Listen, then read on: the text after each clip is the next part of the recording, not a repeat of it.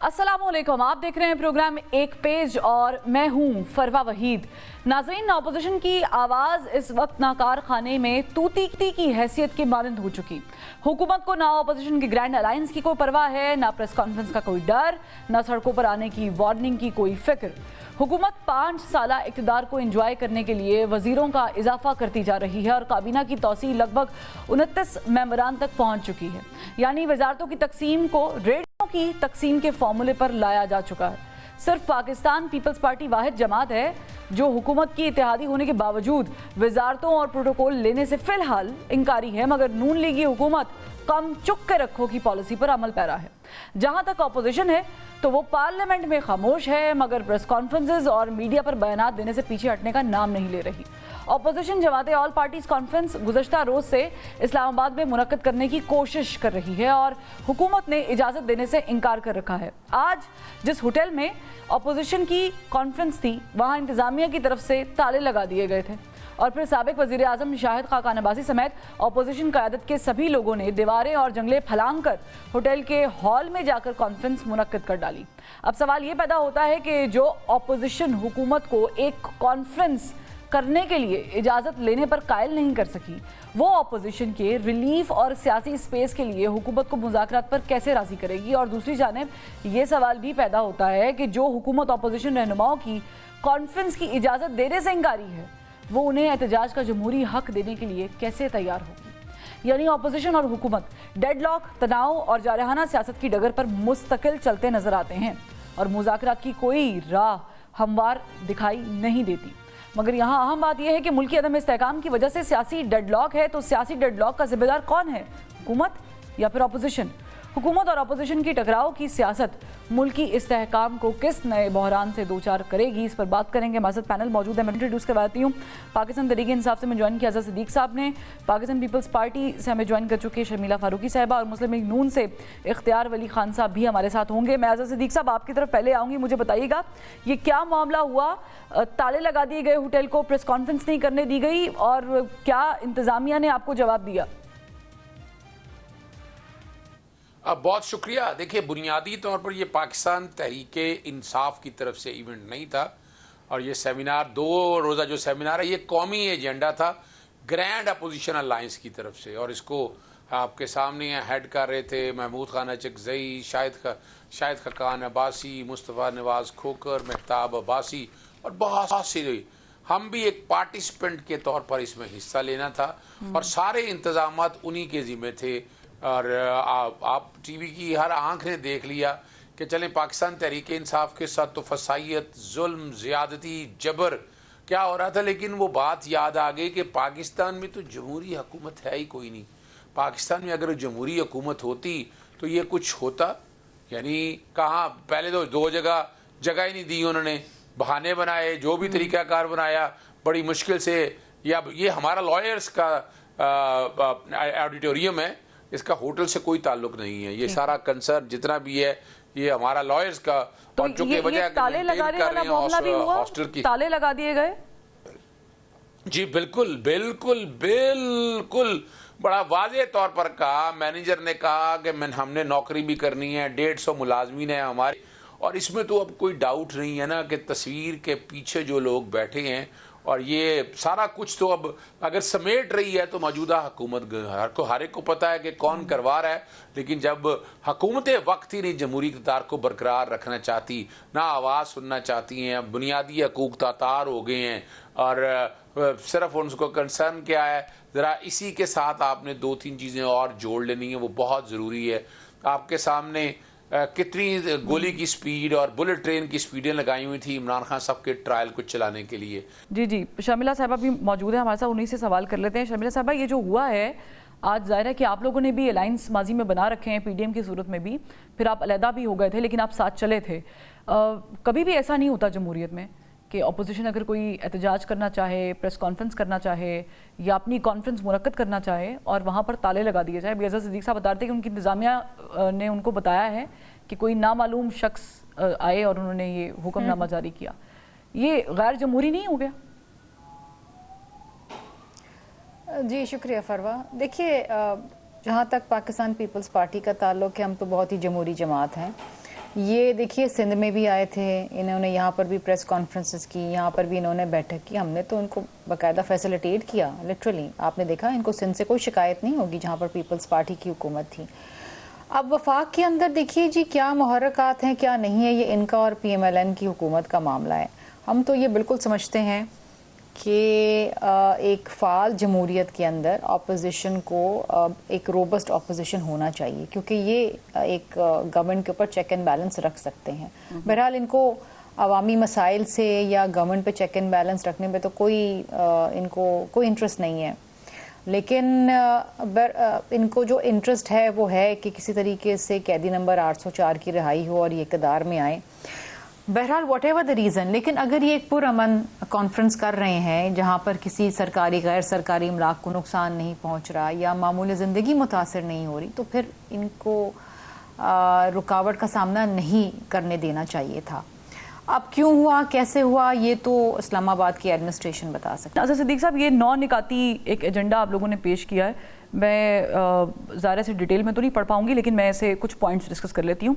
नए इंतखाबात का मुतालबा किया गया है, तमाम सियासी असीरान की रिहाई की गई है, आइन की हुक्मरानी है, जमहूरियत की बहाली है। वैसे तो अगर आप आइन की हुक्मरानी 1 पॉइंट ना रखते तो भी शायद मेरा ख्याल से बाकी सारे काम हो जाते, लेकिन जो पहले 2 पॉइंट्स हैं, नए इंतखाबात का मुतालबा और तमाम सियासी असीरान की रिहाई।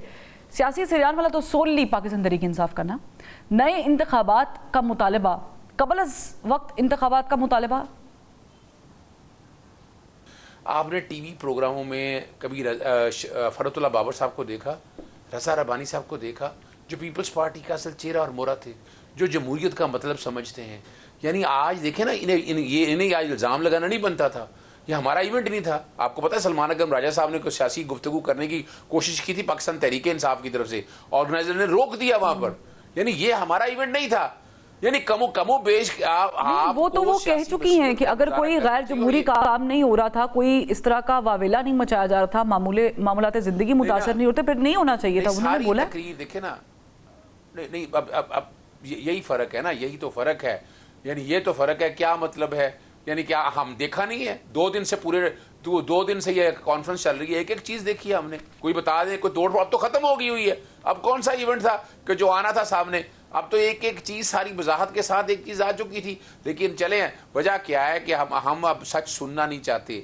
अब हम हुकूमत एंजॉय कर रहे हैं, हमने वफाक में भी बैठे हुए हैं, सूबे में भी बैठे हुए हैं, फॉर्म 45 और 47 के जरिए आए बैठे हैं, हुकूमत मिली है, उन्हें क्या फर्क पड़ता है? भाड़ में जाए कौम, भाड़ में जाए अवाम। क्या किया अवाम के साथ उन्होंने? वो हुकूमत पाकिस्तान पीपल्स पार्टी देखिए, वो हुकूमत शेयर कर रहे हैं, छोड़ दें, नहीं ये छोड़ दें। देखिए सदर पाकिस्तान इनके हैं, प्रेसिडेंट है, प्रेसिडेंट ऑफ पाकिस्तान आसफ अली जरदारी साहब इन्हीं के वोटों से बने हैं, जो मर्जी की कहना चाहें। गवर्नर इनकी मर्जी के लगे हुए हैं, बता दें कि गवर्नर इनकी मर्जी के हैं या नहीं है। यानी ये हर एक को पता है केपी के गवर्नर कौन है, सुबह पंजाब के गवर्नर कौन है, हर एक को पता है। ये अब छोड़ दें, ये अब अवाम बाय नहीं करेंगे इस बातों को। दूसरी जो बात है, बसाद एहतराम के साथ यानी क्या डायलॉग, क्या किस इशू पे गए थे? वजीर आजम का Pakistan commission of inquiry act बड़ा वाज़ेह एक्ट है, मैं वकील भी हूँ। वजीर आजम ने 2 कमीशन बनाने हैं, किसने कहा कमीशन नहीं बनाए जा सकते? माजी में बनते रहे, आज भी बनते रहे। इसके लिए डायलॉग तो हमने पूरा किया। हम पे इल्जाम था कि हम गुफ्तो शरीद नहीं करते, 52 दिन ये लगा दिए। पहले तो ड्रामा और बहाना ये रहा, तहरीरी तौर पर ले गया। अच्छा, तहरीरी तौर पर आगे मैं टीवी चैनल चले, लेकिन अभी ऐसा लग रहा है कि दोबारा राना सनाउल्लाह साहब ने पेशकश किया, वो कह रहे हैं अपना एजेंडे का जो भी क्रक्स है वो हमारे सामने पेश करें। लेकिन इख्तियार वली साहब, राना सनाउल्लाह साहब ने जो ऑप्शन दिया है कि आए बैठे, हमें एजेंडा शेयर करें, डिस्कस करते हैं, पॉसिबिलिटी हो सकती है इलेक्शंस की, अर्ली इलेक्शंस की? ये जो जमहूरियत होती है ना, उसका सबसे बड़ा हुस्न यही होता है कि आप बात करते हैं, आप मुज़ाकरात करते हैं, और बातों से, मुज़ाकरात से नई राहें खुलती हैं और नए दरीचे खुलते हैं। इनके पास वो गुर है ही नहीं, इनकी वो तरबियत है ही नहीं। मैं बिल्कुल इनकी बात को इंडोर्स करता हूँ कि 2013 का इलेक्शन हुआ, इधर डी चौक में इन्होंने ठिया लगा दिया और धमा चौकड़ी शुरू कर दी। हमें अब भी पता है कि 4 साल हमने शहबाज शरीफ वज़ीर आज़म भी रहेंगे और हुकूमत भी इधर ही रहेगी, लेकिन अब इनको डील किस तरह करना है वो भी हमें समझ आ गई है। इन्होंने हमें खुद समझा दिया कि हमें किस तरह डील करना है। ये इनको ये समझ नहीं आती है कि अगर ये हुकूमत में नहीं है तो ये हुकूमत नहीं मानते, ये अगर हुकूमत में नहीं है ये जमहूरियत नहीं मानते, ये हुकूमत में नहीं है तो ये पॉलिसी साजी नहीं मानते। ये जो बात इन्होंने की मैं बिल्कुल एंडोर्स करता हूँ। When Tabdili was being introduced in Khyber Pakhtunkhwa for the very first time, that was 2013. मेरे साथ रिजल्ट मेरे हाथ में थे, वो फार्म उस वक्त उसको 14 कहते थे, और वो हम उसको देखते ही रह गए, लेते फिराते ही रह गए। लेकिन अब जाहिर है कि माजी से निकलना तो है ना। तो मैं वही कह रहा हूँ ना। अब फिर 2018 में मैं आरओ के पास बैठा हुआ था, आरओ के रिजल्ट के मुताबिक मैं जीत चुका था, लेकिन टीवी पे खबरें चलना शुरू हो गई कि जी मैं दूसरे नंबर पर हूँ और मैं हार गया हूँ इलेक्शन। वो बंदा जो 5वें नंबर पे था वो पास हो गया। अब उसके बाद सबसे पहली बात, ये लोग अगर ये समझते हैं कि इस वक्त इनको तकलीफ है, हमने तो उस वक्त ट्रिब्यूनल्स में गए, कोर्ट्स में गए, हमने एहतजाज भी किया और इनके साथ इनको अप्रोच भी किया कि भाई ठीक है तुम्हारी गलत हुकूमत है। पीपल्स पार्टी को मैं ये क्रेडिट दूंगा, उस वक्त हम शायद इख्तिलाफ में थे या इत्तेहाद में थे, व्हाटएवर, लेकिन हम 2018 की असम्बली में हम नहीं बैठना चाहते थे, मौलाना फजल रहमान साहब नहीं बैठना चाहते थे, लेकिन जरदारी साहब ने कहा, आसिफ अली जरदारी साहब ने कहा कि नहीं, मौका खाली नहीं छोड़ना चाहिए, हमें असम्बली में बैठकर अपना रोल प्ले करना होगा। तो अब इनको भी वही चाहिए। हमने फिर इनको पिटीशंस भी दी और इन्होंने एक कमेटी भी बनाई और उसकी सरबराही परवेज खटक को दे दी गई थी कि जितने ये इलेक्शन के शिकायत हैं और लोगों के रिजर्वेशन है इसको दूर किया जाए।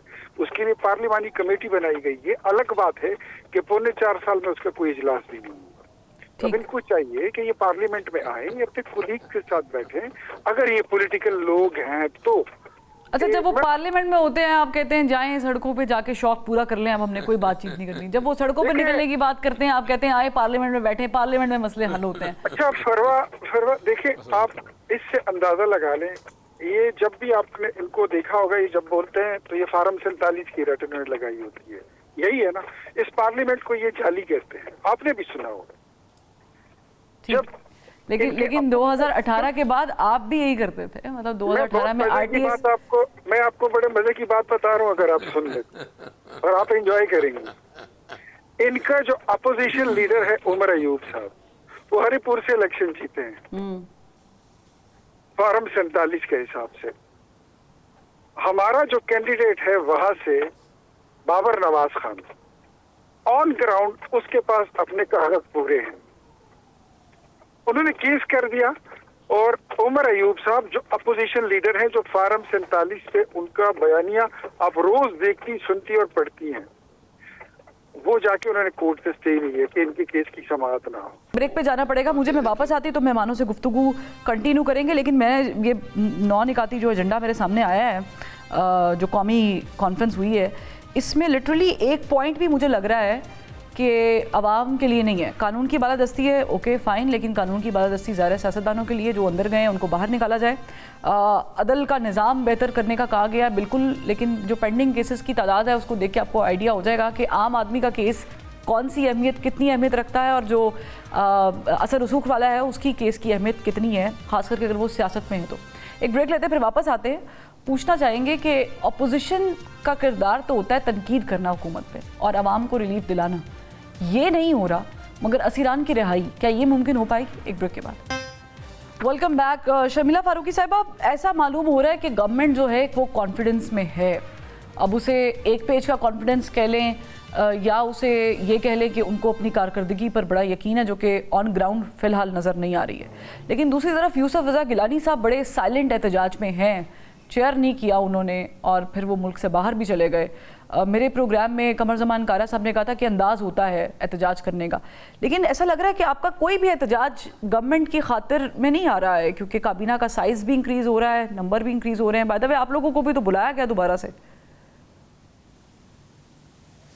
देखिए फरवा, हम तो काबीना का हिस्सा नहीं बनने जा रहे, लेकिन अहम इश्यूज़ के ऊपर हम डेफिनेटली गवर्नमेंट को सपोर्ट करते हैं केस टू केस बेसिस पे।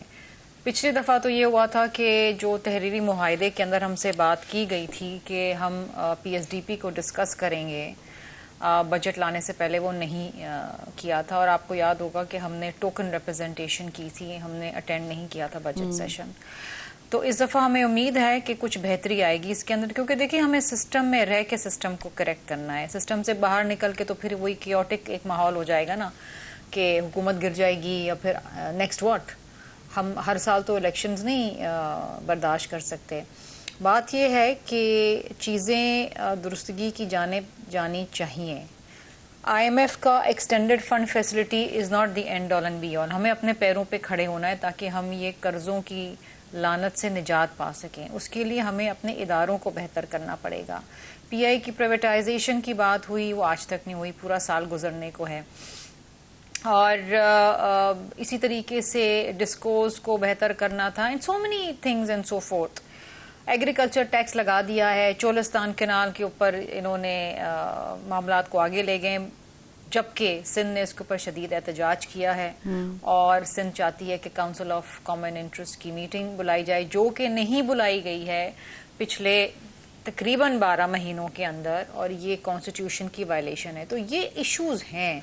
तो फिर आप इतने सारे इश्यूज के बावजूद भी क्यों नून लीग के साथ कर रही है PMLN के साथ? ऑप्शन मुझे बताएं ना कि अगर हम ना हो तो क्या हो। ऑप्शन क्या है? एक ऑप्शन अजहर सिद्दीक साहब दे रहे हैं, हुकूमत गिर जाएगी। वो कह रहे हैं इलेक्शन करा लें दोबारा से। एक ऑप्शन वो दे रहे हैं। अगर आपने मुझसे पूछा एक ऑप्शन मैं आपको दे देती हूं। बात की ना कि हर साल तो इस मुल्क के अंदर अरबों रुपए इलेक्शन पे खर्च नहीं हो सकते ना।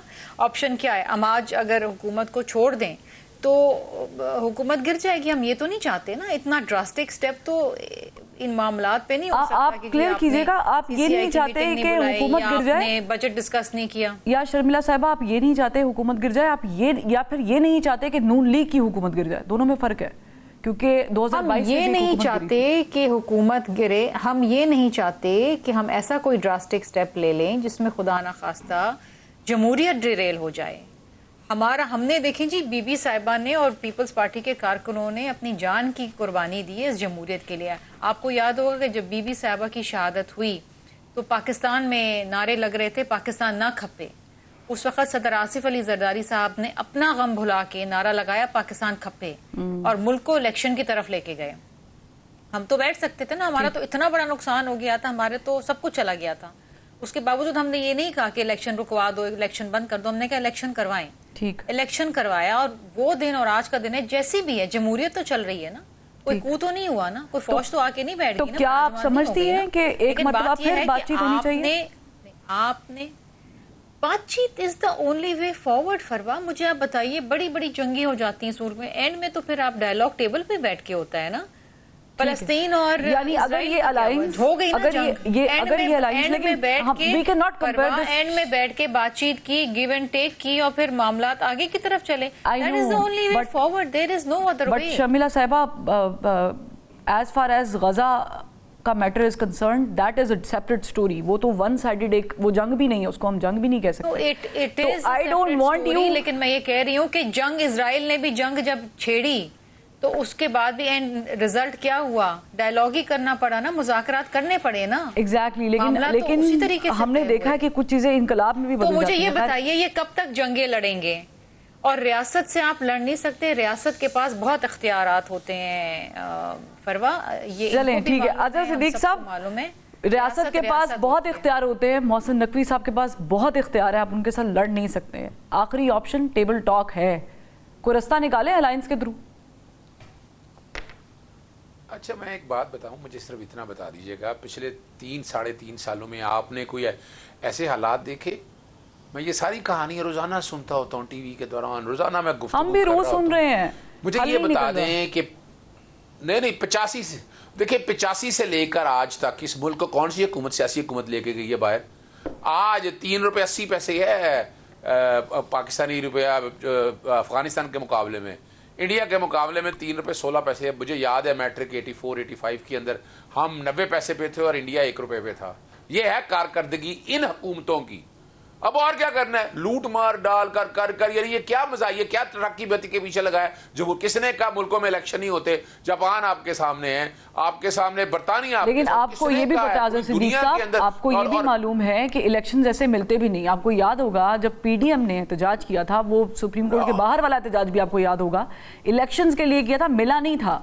उसके बाद अदम एतमाद की तहरीक और सब कुछ हुआ था। लेकिन पॉइंट ये है कि इस तरह एहतजाज करने से, सड़कों पर निकलने से हुकूमतें घर नहीं जाती है, वज़ीर आज़म इस्तीफे नहीं पकड़ाते होते। पाकिस्तान में ऐसा भी रहा है। ये सवाल नहीं है, सवाल देखिए पाकिस्तान का मारूजी निज़ाम देख लें ना, कि पाकिस्तान के अंदर आपने अगर एहतजाज से इतना डर और खौफ नहीं है तो 144 क्यों लगा रहे हैं?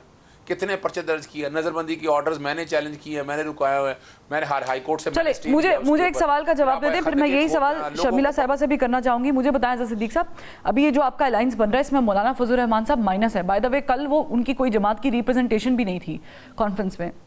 JUIF निकल जाती है, जमात इस्लामी निकल जाती है, वो आती ही नहीं आपके साथ, तो फिर आपके पास पीछे कौन बचा स्ट्रीट पावर मसल शो करने के लिए? देखिए बात बड़ी वाज़ेह है। देखिए पहले तो बात है कि ये हमें हुकूमत अपने तई गिराने का, या हमने अपना एजेंडा रख दिया एक तरफ। अब ये हमारा एजेंडा नहीं है, ग्रैंड अपोजिशन का अलायंस है। ये जो जमहूरियत की बातें कर रहे हैं, ढोसला है। कौन सी जमहूरियत है यहाँ तक? मुझे कभी देखें इस महकमे में, एक एक महकमा उठाकर देख लें। मैं नहीं एक एक महकमा आपसे डिस्कस करना चाहता कि कौन कौन बैठा है, किस तरह बैठा है। और मैं तो अभी मोहतरमा बेनज़ीर भुट्टो साहबा होती तो वो तो सवाल ही पैदा नहीं होता था, ऐसे किसी अलायंस का हिस्सा बनती, ऐसे किसी गवर्नमेंट का हिस्सा बनती, वोट भी देती ऐसे लोगों को, सवाल ही पैदा नहीं होता है। लेकिन हमने अगर लेके जाना ना आगे, तो अब हमने ही है। अब है ग्रैंड अपोजिशन है। ग्रैंड अपोजिशन में जमात इस्लामी, लियाकत बलोच साहब आए, खिताब किया, कमरान मुर्जा साहब ने खिताब किया, हाफिज अब्दुल्ला साहब आ जाए, वो भी आपने देखा सारा। तो ये सारी ग्रैंड अप, देखिए क्वेश्चन ये नहीं है, हम तो ला रहे हैं कि इस मुल्क को जमहूरियत पे कैसे लेके आना है, जो सही जमहूरियत है। इस मुल्क में जो सिविल पावर है, सिविल सुप्रीमेसी है, वो कैसे लेके आएंगे। ठीक है, लेकिन पता है मसला क्या है? जब 2018 वाले और फिर 2024 वाले ये बात करते ना कि हम जमहूरियत के अमल दरामद कराने के लिए आए और अलम बरदार हैं, तो बड़ी हंसी आती है। लेकिन शर्मिला साहिबा नहीं जाते मौलाना फजल रहमान साहब अगर अपोजिशन के साथ, और यूं ही मामला चलते हैं, तो आपके लिए तो ये बड़ा आसान होगा मौलाना फजल रहमान साहब को इंगेज करना। तो क्या आप समझती हैं कि हुकूमत को मौलाना साहब को कम अज़ कम इंगेज करना चाहिए अपने साथ? देखिए बिल्कुल करना चाहिए। उनकी अपनी एक सियासी कद और काट है, और उनके मेंबर्स सेनेट और नेशनल असेंबली में भी हैं। एवरी मेंबर काउंट्स ना। तो अगर उनके कोई तहफ़्फ़ुज़ात हैं उनको दूर करें, बिल्कुल आए। देखिए सियासत में बातचीत के दरवाजे तो हमेशा खुले रहने चाहिए। We need to talk. और लेजिस्लेशन होती है, बजट होता है, बहुत सारी चीजें होती हैं। लेकिन मौलाना फजल रहमान साहब को माजी से बड़े रिजर्वेशन है। 26 यानी तरमीम के मौके पर वो कहते हैं जो बातें मुझसे की गई थी, सबको रिजर्वेशन है। देखिए रिजर्वेशंस तो रहेंगे। रिजर्वेशंस पीपल्स पार्टी को भी है, रिजर्वेशंस MQM के भी है। रिजर्वेशन किसको नहीं है? कोalition गवर्नमेंट चलाना कोई आसान काम तो नहीं है, और ख़ास तौर पे जब एक गवर्नमेंट ऐसी हो जो मकरूज़ हो, और ऐसे हालात और मामलात हों जहाँ पर government has to make the ends meet. इस वक्त देखें ना, IMF का मिशन जो है वो दौरा कर रहा है क्लाइमेट फाइनेंसिंग के ऊपर। 10 चीज़ें उन्होंने पूछी हैं। गवर्नमेंट सब्सिडी दे रही है इलेक्ट्रॉनिक व्हीकल्स के ऊपर, वो कह रहे जी वो सब्सिडी हटाओ, कंसेशंस ना दो। तो यू नीड टू, इस वक्त गवर्नमेंट के पास लिटरली हाथ बंधे हुए हैं। मैं नहीं ले रही, लेकिन जब आप कर्ज किसी से लेते हैं ना, तो फिर आप उनके जो कर्ज मिलता है उनकी कुछ शराइत होती हैं, उसके ऊपर आपको पूरा उतरना पड़ता है। अब आप अगर कोई कंसेशन देना भी चाहते हैं किसी इंडस्ट्री को या पब्लिक को, तो वो IMF देने नहीं दे रही। तो you are making unpopular decisions जो पॉलिटिकली आपके लिए मुनासिब नहीं है ना। गवर्नमेंट तो पब्लिक तो आपको गालियां देगी। अब किस तरीके से गवर्नमेंट आगे चले? इत्तेहादी को भी मनाएं। गवर्नमेंट जो है यहाँ MNAs जो है वो फंड्स मांगते हैं, IMF कहती है जी फंड्स बंद करो। बहुत सारी चीजें होती है ना, इट्स नॉट इजी। तहफ़्फ़ुज़ात तो है और रहेंगे। ठीक है, लेकिन आपने एक टर्म इस्तेमाल किया, मकरूज़ हुकूमत। बड़ी अच्छी टर्मिनोलॉजी है ये, मकरूज़ हुकूमत। इख्तियार वली साहब, मकरूज़ हुकूमत की तो काबीना बड़ी छोटी होनी चाहिए। 29 लोग काबीना में शामिल हो जाएंगे टोटल। तो आप लोग तो अखराजात कम करने की बात करते हैं, आप लोग तो प्रोटोकॉल्स बढ़ा रहे हैं। Thank you very much. परवा, ये इस तरह है कि जितने डिपार्टमेंट्स हैं, जितने मिनिस्ट्रीज हैं, उसके हिसाब से भी कैबिनेट अभी भी कम है। और मजे की बात आपको बताऊं कि प्राइम मिनिस्टर की कैबिनेट का, शहबाज शरीफ के कैबिनेट का कोई वजीर जो है वो इस वक्त तनख्वाहें नहीं ले रहे।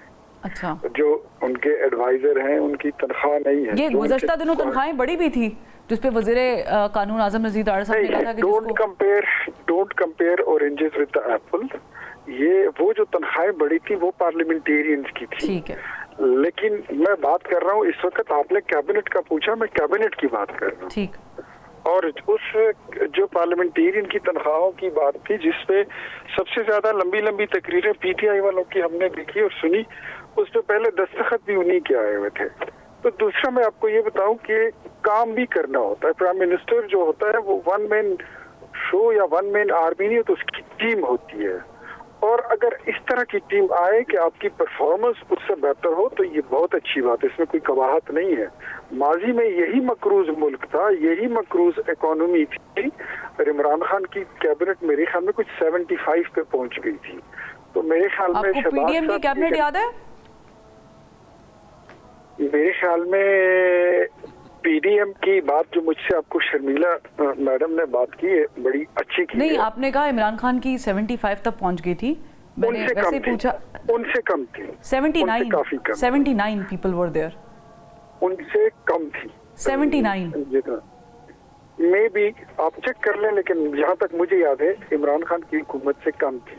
ठीक। लेकिन ये जिस तरह इन्होंने आपको बात बताई ना, ये इत्तेहादी हुकूमत जो होती है, कोalition गवर्नमेंट, उसके 100 बड़े मसाइल होते हैं।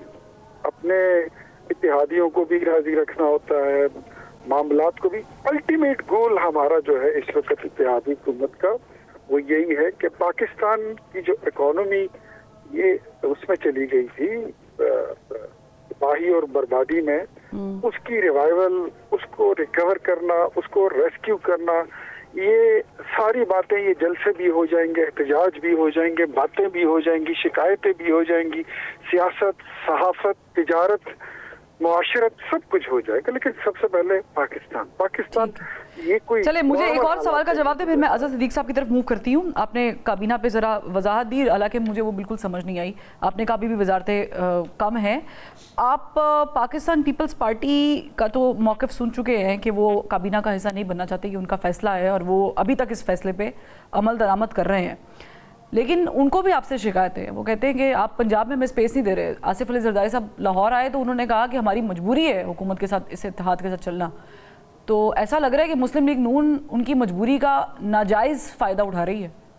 नहीं, देखिए परवा वही ये मजबूरी जो जरदारी साहब ने लफ्ज़ इस्तेमाल किया ना, मजबूरी उनकी कोई ज़ाती मजबूरी नहीं है, ना मजबूरी हमारी कोई पर्सनल मजबूरी है। मजबूरी हमारी पाकिस्तान है। मजबूरी हमारी जो है वो इस वक्त revival and to rescue the Pakistan, हम सबकी यही मजबूरी है और इसीलिए हम इकट्ठे हुए हैं, कोई लालच की बिना पर नहीं। और ये ग्रेटनेस है इनकी कि मतलब वो पाकिस्तान पीपल्स पार्टी कोई कैबिनेट में वजारतें लेने की बजाय वो इसी तरह साथ हैं और मुल्क बचाने में अपना हिस्सा डाल रहे हैं। तो मेरे ख्याल में इसको अप्रिशिएट करना चाहिए और हम उसको कदर की और इज्जत की निगाह से देखते हैं। हालांकि मेरे ही प्रोग्राम में खुर्रम दस्तगीर साहब ने लास्ट में ये कहा था कि वो पाकिस्तान पीपल्स पार्टी गलबा चाहती है मगर मलबे में अपना हिस्सा नहीं चाहती है। यहीं से बात का आगाज़ करेंगे। मुझे ब्रेक का कहा जा रहा है, एक ब्रेक लेते फिर वापस आते हैं। वेलकम बैक नाजरीन। गुफ्तगू ये हो रही थी पैनल के साथ कि हम क्या हल निकाल सकते हैं। अज़हर सिद्दीक साहब, ईद के बाद आप लोग ग्रैंड एहतजाज या ग्रैंड डायलॉग, कुछ भी कह लें, इस ग्रैंड अलायंस के थ्रू करना चाह रहे हैं, तो अब की बार क्या मुख्तलिफ करेंगे? क्योंकि आप लोग जब जो भी अटेम्प्ट्स कर चुके हैं अब तक, आप फेल ही हुए हैं। अच्छा देखिए, एक तो मैं बता दूं आपको, मैंने कैबिनेट डिवीजन से ये निकाले हुए हैं 33 मिनिस्टर थे जी, और 7 थे मिनिस्टर ऑफ स्टेट जी। बाकी वो एडवाइज़र 5 या जितनी भी डिटेल ले लें, ये 75 या इस बातों को, ये आप छोड़ दें इस बातों को। अगर उनमें कोई स्पेशल रोल रखे भी थे, तनख्वाहें कितनी थी और स्टाफ कितना था, ज़रा गौर करें कि ये जो मिनिस्टर के साथ ज़रा आप सेक्रेटरीज कितने अटैच होते हैं, कितने डिपार्टमेंट अटैच होती हैं, कितनी गाड़ियाँ भी आपने FBR ऑफिसर्स की गाड़ियाँ देख ली थी कितनी हैं।